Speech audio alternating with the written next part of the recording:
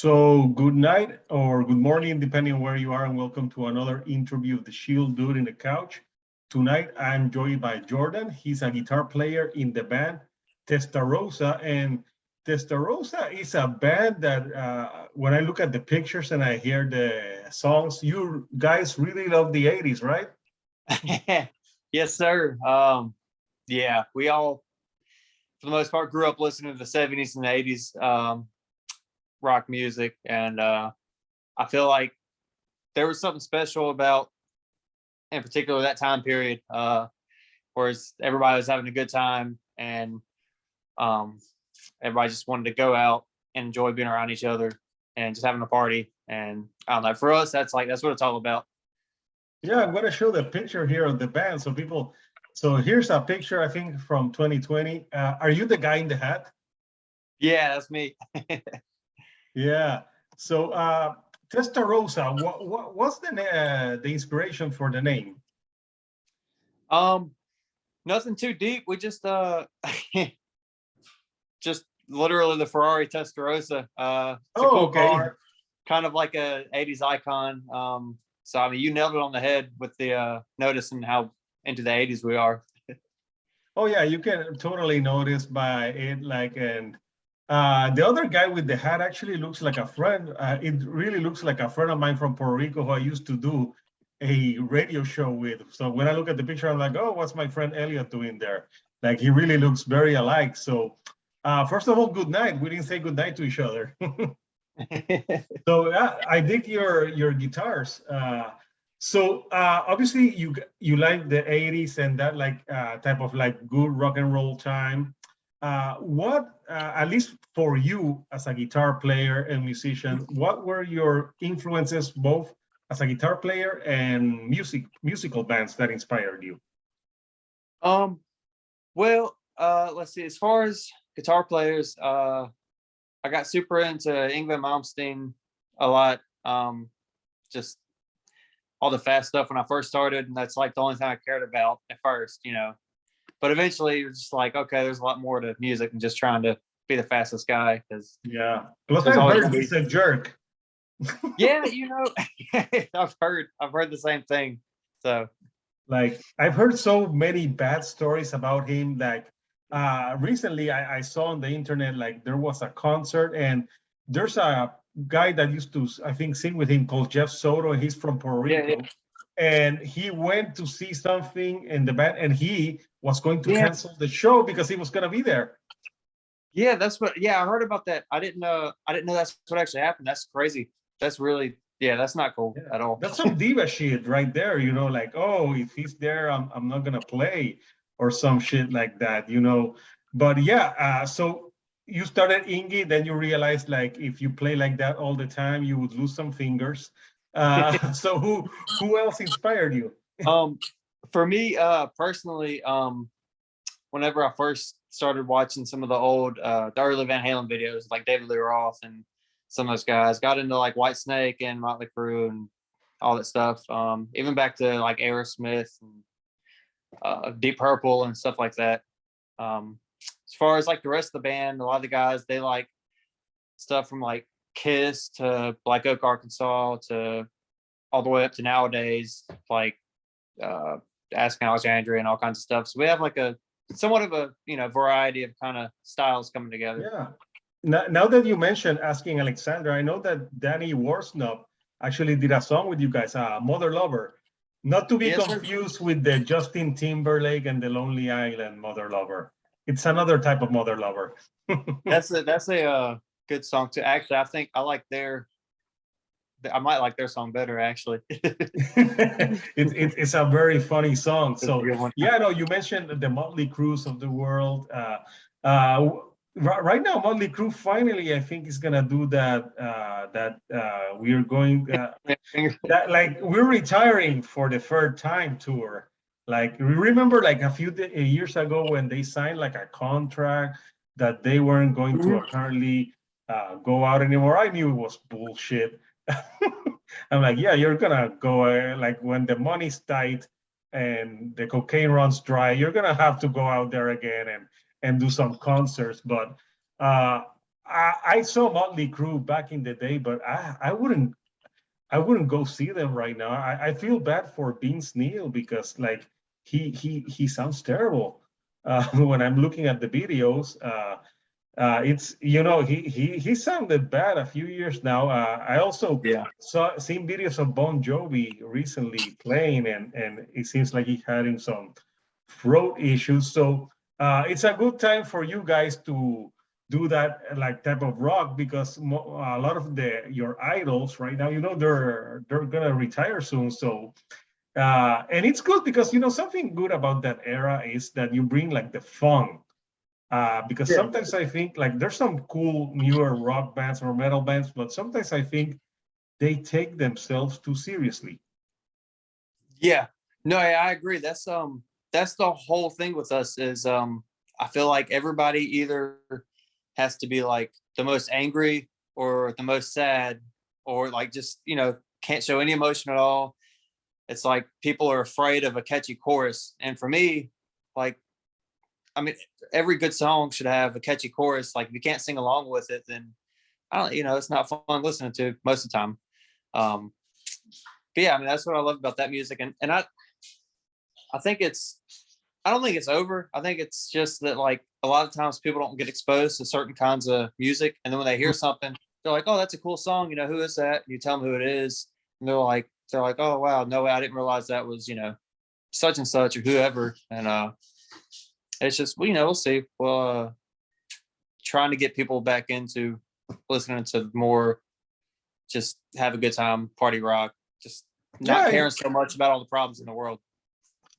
it's good to have some variety, like everything can be serious and everything, it's good to listen to different type of things. So the new single that you guys are promoting is called Welcome to the Show, and I have here the picture that that you're using for that single.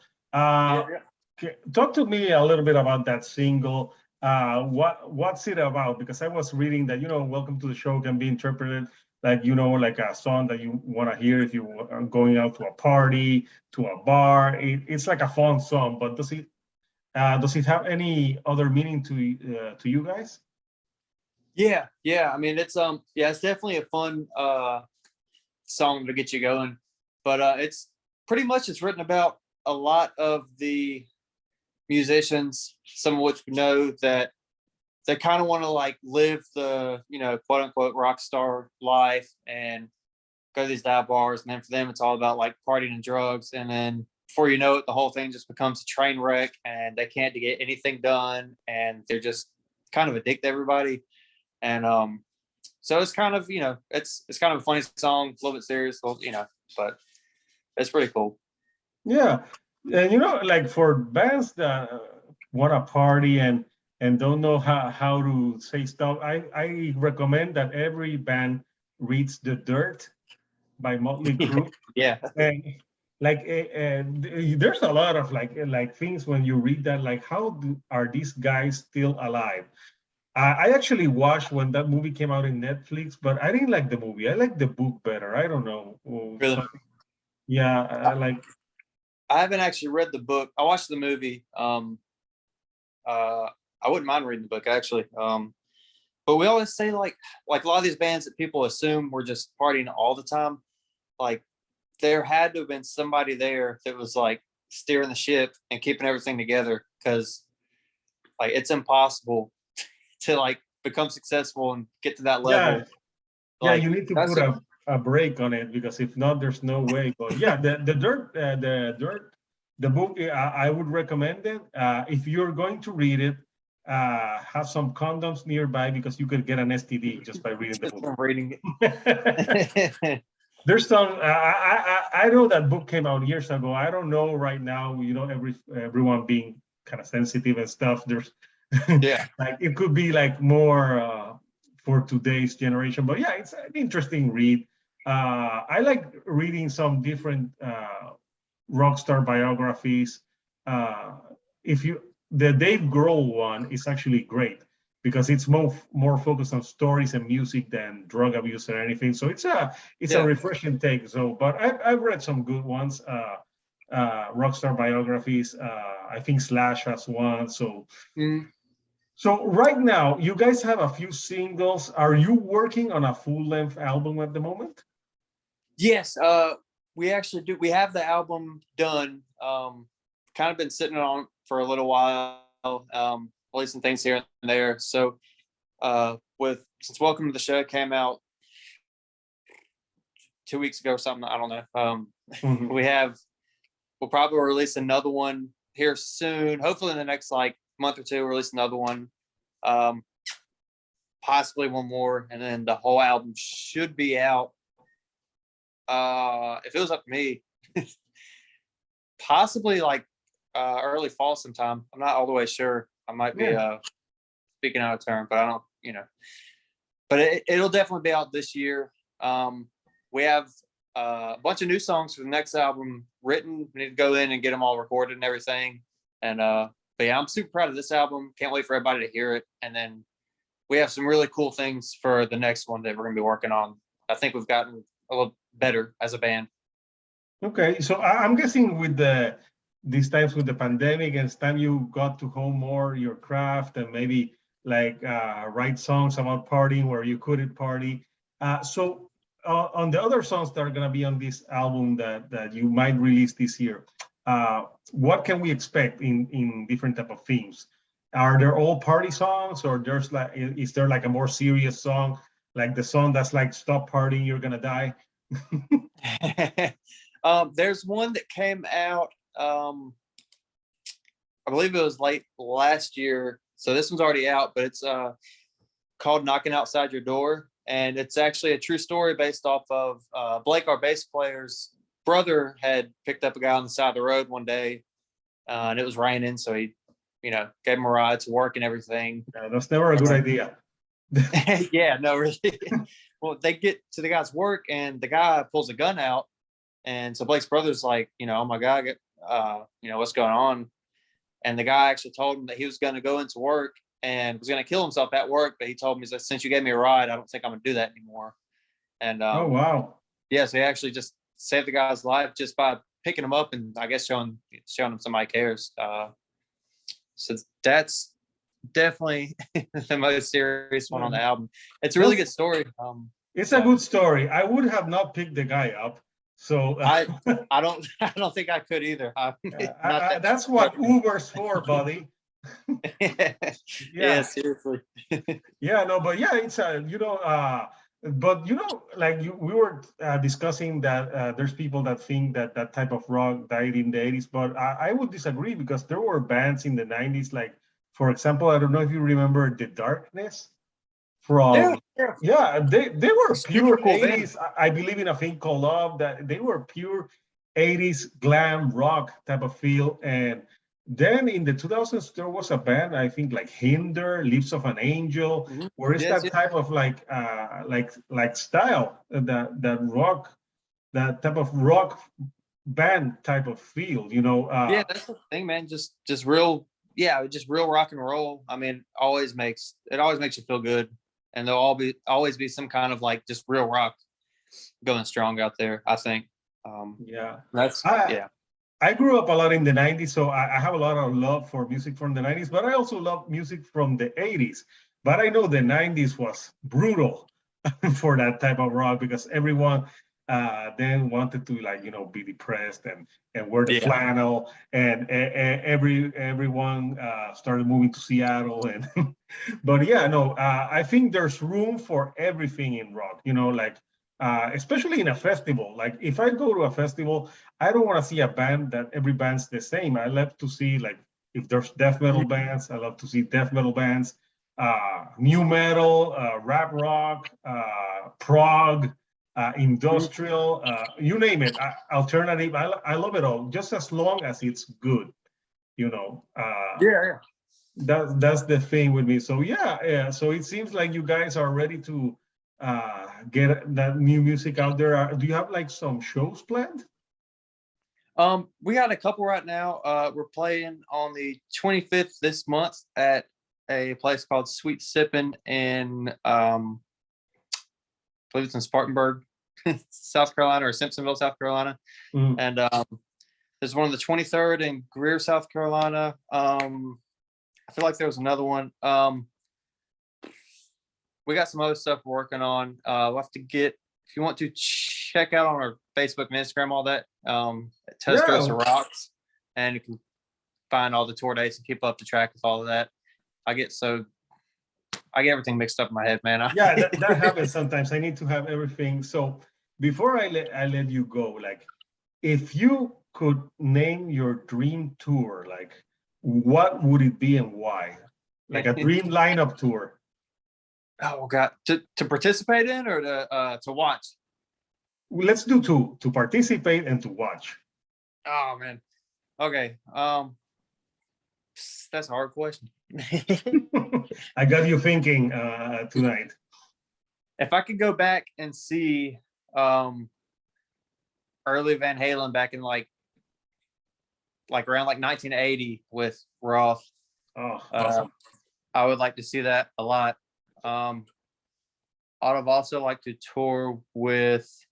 I'd like to see Queensryche on their Mindcrime tour. Also, that would have been a cool one with all the theatrics and everything going on. Love to play with both those bands also. Yeah, I've seen both bands. I saw Van Halen with Sammy Hagar, and then I saw them. The last time I saw them was like 10 years ago in Las Vegas with David Lee Roth. But obviously, it's not the same. But David Lee Roth, still for his age, would move a lot. So I got to see them with the both singers, and I also saw Queensryche with George Tate and the new singer they have now, which is good. Awesome. But I still miss that old Queensryche. But that Queensryche show I saw with Jeff Tate in Puerto Rico, it was in Puerto Rico in 2008, and it was empty. I don't know why. I thought it was going to be more.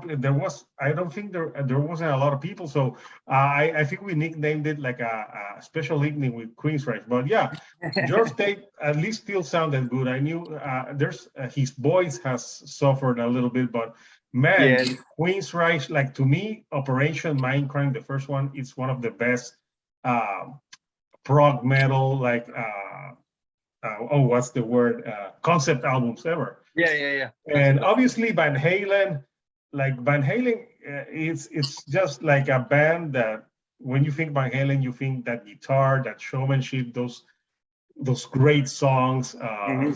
So yeah, those are two shows that awesome to see. So now let's go, if like your band, if you guys were offered a tour, which would be your dream tour?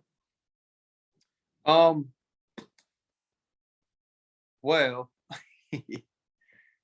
both of those bands would be awesome. We would also like to right now we would like to see Tesla is still playing a lot of shows. We'd love to be able to go and get on some shows with them. That would be awesome. We've done a couple with Kicks, and they're still, man, they sound awesome still.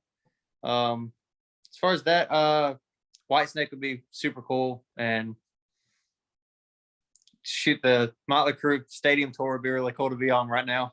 Yeah, I think it's Joan Jett. Joan Jett, Def Leppard, and Motley Crue. Yeah. I feel bad for Motley Crue, and because I Motley think Crue's going after Def Leppard too, I think, which is going to be. I'm sorry, but I gotta say this: Def Leppard should be headlining that show.